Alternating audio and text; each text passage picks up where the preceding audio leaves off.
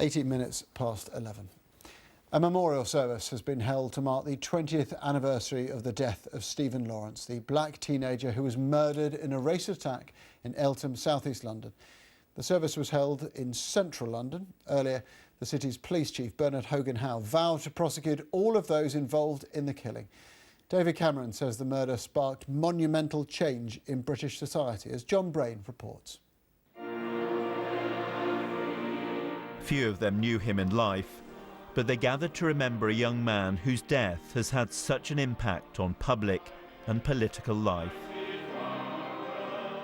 For 2 decades, the face of Stephen Lawrence has looked out from our newspapers and television screens, a reproach for a society that failed to protect him and then failed for so long to deliver him justice.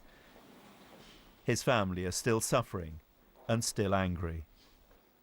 Over the years, as a family, we have mourned in our separate ways, not daring to speak out loud about our feelings. My pain is raw, and that of my children. When is enough enough? I say enough is enough when everybody who's responsible for my brother's crime is committed and behind bars. That's when enough is. Stephen Lawrence's death was described as a murder which scarred the conscience of the nation. And as his memorial service is held here today, it's clear from the continuing controversy that those scars haven't yet fully healed.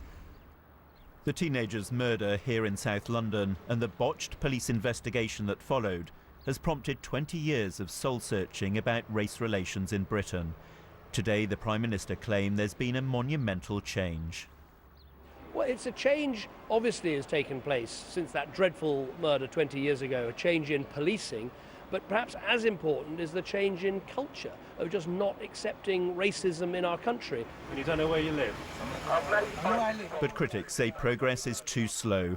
They point to the controversial tactic of stop and search, for example.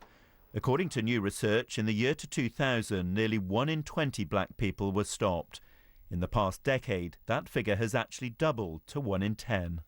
The police service and the criminal justice system, full stop, is still institutionally racist. And I think if you look at the fact that government reports show that black people have very, very different experiences, negative experiences. I recognise a lot of what the Black Police Association and indeed other people are saying about how we police London, but also say that we've made a lot of progress while saying there's more to do. And for Stephen's family, the most important thing the police must do is secure convictions of all the men involved in the teenager's death. John Brain, BBC News, Central London. Well, Stephen's father, Neville Lawrence, chose to remember his son privately at his graveside in Jamaica. He had this to say about how much has changed in the UK. It's improved. It's not better. It's improved a bit. Because in my days when I went to England, somebody would openly call you a black bastard. All the racist names that they could think of, and there was nothing you could do. Now it's against the law. So it has moved on a bit, but not to the extreme where you can feel that everything is all right. We've gone away, but there's still a long journey ahead. And I feel some of the things that I was doing before I came here, I was trying to make it a better place for my grandchildren. I worry about the fact that there are young boys and young girls growing up, and the situation is not as bad as when I first went, but it's still not a perfect place as far as I'm concerned. Neville Lawrence speaking to us a little earlier on. The Foreign Secretary, William Hague,